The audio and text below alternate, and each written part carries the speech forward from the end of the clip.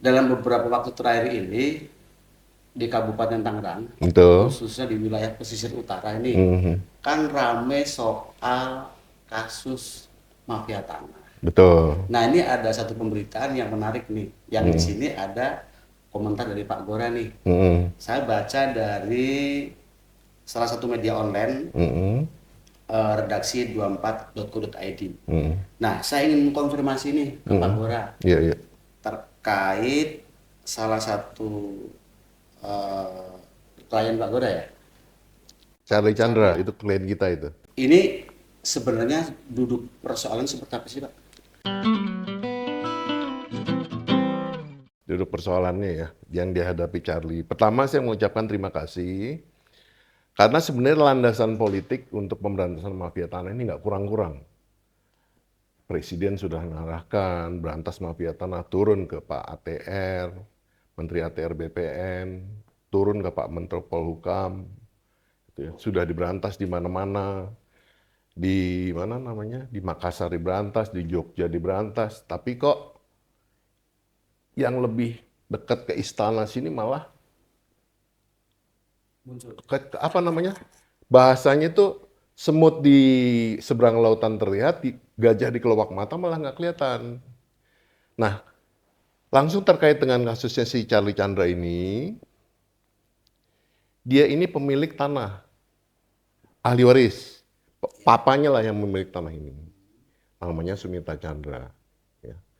Sumita Chandra ini memperoleh tanah itu dari Khairil Wijaya. Khairil Wijaya memperoleh tanah itu tahun 82 dari Tepitnio, pemilik pertama. Pemilik pertama. Pemilik pertama. Sebenarnya Tepitnio pun ini bukan milik dia tanah ini. Tanah ini milik Paul Chandra. Paul Chandra, bapaknya Tuan Kasir, orang tuan tanah besar waktu itu. Karena Tepitnio yang garap, dialah yang dikasih apa sertifikatnya di atas namakan dia, gitu kan? Nah dijual beli tahun 82 dari Tepitnio jual Khairil Wijaya, 86 dibalik namakan menjadi nama Khairil Wijaya dengan akte 202. Lalu tahun 88 dibeli oleh si Sumita Chandra. Nah, sejak tahun 88 itu aman, nggak ada masalah. Tuh dibikin tambak bandeng, budidaya ikan bandeng. Terus 88 sampai tahun 2013, 14 tuh masih aman. Nah, tiba-tiba penjaga-penjaga kalau apa empang bandeng tuh kan ada yang jaga tuh, kan? Tiba-tiba mereka diusir sama preman. Kita nggak tahu datang dari mana itu preman. Diusir, terus setelah mereka diusir, tahu-tahu 2014 diuruk itu tanah.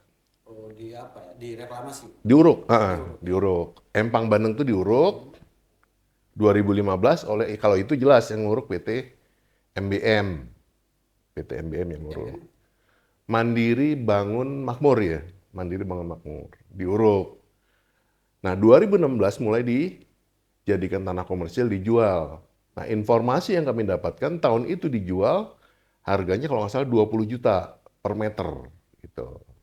Nah, sebelum tanah itu, pada saat tanah itu diuruk, pihak MBM itu pernah menjumpai Pak Sumita Chandra, orang tuanya Charlie, menawar tanah itu. Ya, kalau memang itu tanah bukan milik dia, mau ngapain dinawarin, kan logikanya itu kan.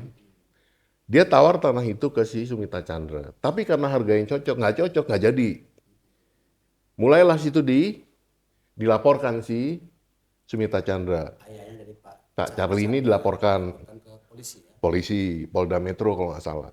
Sangkaannya adalah memberikan keterangan palsu dalam akta otentik.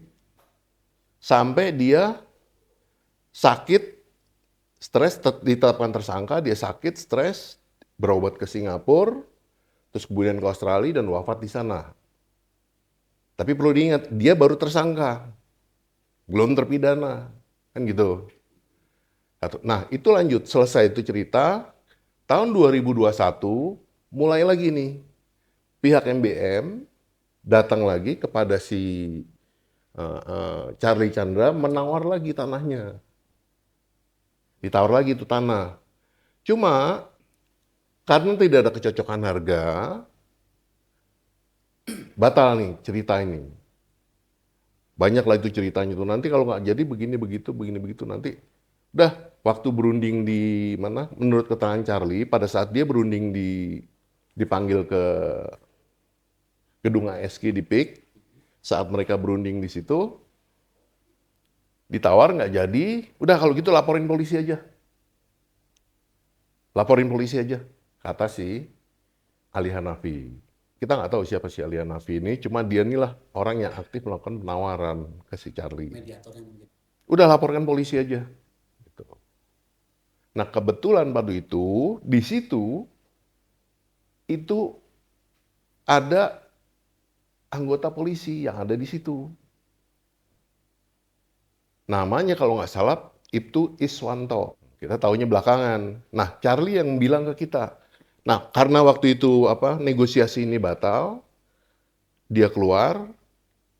Menurut keterangan Charlie, si Iswanto ini datang ke Charlie, udah lu minta maaf aja ke si Ali Hanafi, katanya gitu. Si Charlie bingung, loh saya bikin salah apa, suruh minta maaf, kayak gitu.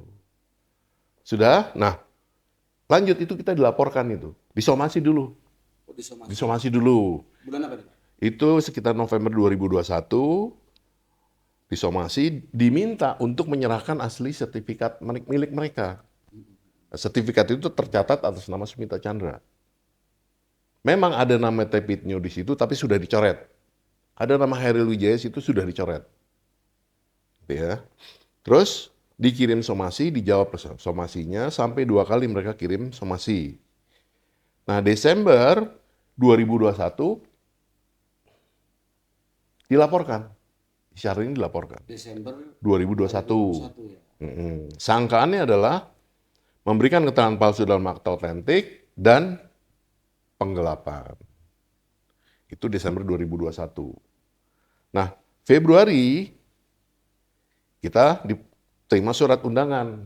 Dipanggil, kita hadirilah klarifikasi itu. Kita jelaskan di situ. Penjelasannya adalah pertama, kita nggak tahu-tahu nih, Syahrini ini nggak tahu-tahu mengenai urusan balik nama. Kan waktu kejadian balik nama dan segala macam kan Syahrini masih kecil tuh. Kan, dia nggak tahu apa-apa. Terus kedua tentang penggelapan. Tentang penggelapan, dijelaskan, ditanya, ada pertanyaan penyidik bilang, sertifikat itu sekarang di mana? Charlie bilang, seingat saya itu dibawa papa saya ke Australia. 05 Lemo itu yang jadi objek sengketa itu. Dibawa papa saya ke Australia, saya nggak tahu lagi keberadaannya di mana. Gitu kan? Setelah ada keterangan itu, ini penyelidikan ini berhenti, diem. Sebagai itikat baik kita, ya, di September 2022 kita kirim surat ke MBM, memberikan penawaran. Kita nawarkan nih, kita mau jual. Kan kita mau jual nih, karena dia jual 20 juta, kita ada appraisal resmi, itu bilang harga per meter tanah di situ tuh 3,1. Kita tawarkan ke mereka. September surat kita nggak dijawab. Karena nggak dijawab, kita masih punya itikat baik lagi. Penyelesaian secara baik-baik lah gitu kan. Oktober, kita kirim lagi surat ke MBM. Kita kirim surat ke MBM, menawarkan lagi. Setelah kita tawarkan nggak ada kemajuan, itu kan, November 2022, sertifikat asli itu dikirimkan ke sini. Yang dari Australia. Dari Australia, dikirimkan ke sini, tujuannya untuk balik nama.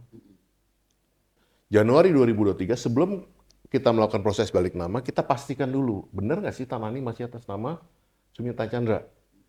Informasi juga sebelumnya 2016 kita pernah minta SKPT dari Kabupaten Tangerang, itu keluar. SKPT yang bilang bahwa tanah itu masih milik Sumita Chandra. Belum berpindah ke siapapun. Belum ada. Itu tahun 2023 ya? 2023, itu 2016. Oh, 2016. Kita udah minta. 2023 Januari, kita minta lagi. Keterangan lagi, masih tetap sama hasilnya. Jadi 2016 masih atas nama Pak Sumita Chandra, tahun 2023 masih atas nama yang sama, Pak Sumita Chandra. Bahkan pajaknya, PBB-nya pun masih kita yang bayarin. Masih Charlie yang bayarin. Charlie ya. Charlie yang bayarin, ahli warisnya. Nah, setelah Charlie mengurus administrasi keterangan waris dan segala macam, nah karena mereka orang yang berhak atas tanah itu, balik nama lah mereka, mengajukan proses balik nama. Itu terjadi di bulan Februari, tanggal 9, 23. 9 Februari 2023 ya. Betul, 9 Februari 2023. Nah, setelah Februari 23, ini penyidikan di polisi jalan lagi. Kencang lagi tuh. Polda Metro. Jalan lagi laporan tadi itu yang Desember. Hah? Di Polda Metro. Polda Metro. Harda. Subdit Harda di unit 1 waktu itu. Penyidikannya jalan lagi, kencang lagi. Setelah kita ngajukan balik nama, proses balik nama dan sertifikat itu ada di BPN, ini penyidikannya jalan kencang lagi. Tanggal berapa? 23 Februari, kita kan ngajukan balik nama tuh 9 Februari. 23 Februari keluar surat perintah penyidikan. Jadi beriringan ya. Tanggal 27-nya kita dipanggil. Tapi karena Charlie waktu itu ada di luar kota, kita minta penundaan. Tanggal 2 Maret. Kita minta penundaan 2 Maret itu. Nah, 2 Maret kita datang diperiksa. Kita jelaskan, setelah tanggal 2 Maret, itu hari Kamis saya ingat tuh. Karena tidak ada kejelasan mengenai balik nama ini dari BPN Tangerang, Kabupaten, kita tanyakan dong hari Jumat. Pagi-pagi saya ke sana. Saya tanyakan nih, gimana nih proses balik namanya. Kepala seksi pendaftarannya bilang, Pak ini, karena ini hanya peralihan hak, ini nggak bakalan lama katanya. Ya kita kejar dong, udah berapa lama, tanggal 9 sampai 23 Mei itu. Hampir 3 minggu kan. Kita kejar dia. Ternyata tanggal 3 Mei itu, penyidik Polda sedang nyita kita punya sertifikat di BPN Tangerang. Malah disita. Nah setelah disita, oke. Kita jelaskan ini. Sangkaannya karena penggelapan. Penggelapan itu kan, ya sekarang logika saja lah. Seorang memegang sertifikat atas nama bapaknya sendiri. Dibilang penggelapan. Dan itu ahli waris yang sah ya. Sah, ada akte keterangan waris dan segala macam ada. Bagaimana mungkin melawan hak memiliki itu? Satu. Kedua, mereka ini selalu bilang bahwa ada putusan pidana 596 namanya. Tahun 93 tentang pemalsuan cap jempol yang dilakukan oleh Paul Chandra. Jadi waktu transaksi pertama tahun 82 itu, Paul Chandra memasukkan cap jempolnya si Tepitnyo. Ada itu. Memasukkan. Dan si Paul Chandra sudah terbukti bersalah melakukan tindak pidana pemalsuan surat. Dia sudah dihukum. Sudah jadi terpidana itu. Udah nggak tersangka, terdakwa, tapi sudah terpidana. Putusan ini yang selalu dipakai untuk menjadi menyatakan bahwa, oh kami punya hak di sini karena ada pemalsuan. Kami punya hak, ada pemalsuan. Padahal sebelumnya itu proses hukumnya sudah selesai ya. Waktu ketika ada tuduhan pemalsuan. Sudah selesai, sudah inkrah. Itulah yang dipakai dasar seolah-olah menyatakan bahwa penguasaan sertifikat oleh Charlie itu nggak sah. Mereka mengesampingkan ada sebenarnya kalau putusan pidana kan nggak cawe-cawe masuk ke masalah hak milik. Putusan pidana itu hanya memutuskan terbukti atau tidak terbukti kan itu. Tidak masuk ke wilayah cawe-cawe masuk wilayah kepemilikan. Ini ada putusan lain tahun 97 itu ada gugatan dari namanya Vera Juniarti. Orang yang menerima hibah dari Tepitnyo. Yang digugat tuh Khairil Wijaya, Paul Chandra, sama Sumita Chandra. Targetnya membatalkan akte jual beli pertama tadi 202 dan 38. Yang dipakai bukti adalah putusan perkara pidana 596. Di tingkat PN gugatan dikabulkan, di tingkat PT dimentahkan, dibatalkan itu putusan. Pertimbangan pengadilan tinggi bilang menyatakan seperti ini. Betul ada pemalsuan cap jempol, tetapi karena ada akte 17 dan 18, akte 17 dan 18 itu merupakan akte kuasa dan akte balik nama, maka Tepitnyo dianggap demi hukum dianggap menyetujui, mengetahui dan menyetujui jual beli antara Tepitnyo dan Khairil Wijaya. Itulah ceritanya. Dengan demikian, yang paling penting, putusan 596 tidak dapat digunakan sebagai bukti dalam perkara ini dan harus dikesampingkan. Satu. Yang terpenting lagi, akte 202 jual beli yang pertama antara Tepitnyo dengan si Khairil Wijaya dan akte 38 antara Khairil Wijaya dengan Sumita Chandra itu dinyatakan sah dan mengikat. Ini putusan sudah sampai kasasi dan PK, sudah inkrah. Sudah selesai. Sudah inkrah. Nah, seharusnya kan ini kan sengketa pemilikan ini. Harusnya kan lebih dipakai yang ini, bukan yang pidananya. Saya nggak tahu apa maksudnya mereka selalu nunjuk-nunjuk putusan pidana. Mereka berpendapat seolah-olah karena ada pemalsuan cap jempol di akte 202, maka dianggap itu tidak sah. Pertanyaan kita sederhana kok. Ada nggak putusan pengadilan yang membatalkan 202 ini? Akte jual beli yang pertama. Atau ada nggak putusan pengadilan yang membatalkan akte 17, akte kuasa dan balik nama? Ada nggak putusan pengadilan yang membatalkan akte jual beli nomor 38? Tidak ada. Proses sekarang ini, jadi lanjut ke laporan pidana tadi yang disangka penggelapan tadi, pada tanggal berapa tuh? Mei kemarin, 23 kemarin, itu sudah di SP3 oleh penyidik Polda Metro Jaya. Alasan penghentian penyidikan tersebut adalah karena tidak cukup bukti. Kita flashback sedikit, ya, tanggal 3 Maret, waktu sertifikat itu disita, ya, pada tanggal yang sama keluar surat keputusan pembatalan pencatatan peralihan hak dari Kanwil Provinsi Banten. Keluar SK pembatalan itu. Keluar SK pembatalan. Kita sudah mengajukan karena kita sesuai menempuh jalur hukum, ya kita lakukan sesuai dengan ketentuan hukum. Bagaimana? Ya kita mengajukan keberatan terhadap Kanwil. Banyak sekali keanehan dalam pembatalan ini. Ya pertama, kita ini sebagai pihak yang paling berkepentingan di situ tidak pernah dilibatkan, bahkan tidak pernah diinformasikan. Tahu-tahu keluar pembatalan. Jadi pembatalan itu pembatalan sepihak ya. Bisa dikatakan seperti itu. Hanya mengakomodir dalil-dalil yang disampaikan oleh pemohon. Nah, seharusnya hukum kan menganut asas keadilan, keseimbangan kan. Karena kita pihak yang berkepentingan harus dipanggil dong. Ini gimana nih? Buktimu apa? Bantahanmu apa? Jangan cuma dengerin mereka aja. Gitu. Nah, itu kita ngajukan keberatan. Sekarang keberatan itu, karena tanggapan mereka sudah menolak keberatan kita, kasaran dia menolak keberatan kita, tidak sepakat dengan keberatan kita mengajukan banding administratif ke Kementerian ATR BPN. Nah, karena kita merasa bahwa yang kita hadapi ini suatu yang di luar kekuatan kita ngadu ke Pak Menteri ATR, Bapak Marskal Purnawan Hadi Cahyanto, dan beliau kita diterima tanggal 14 April.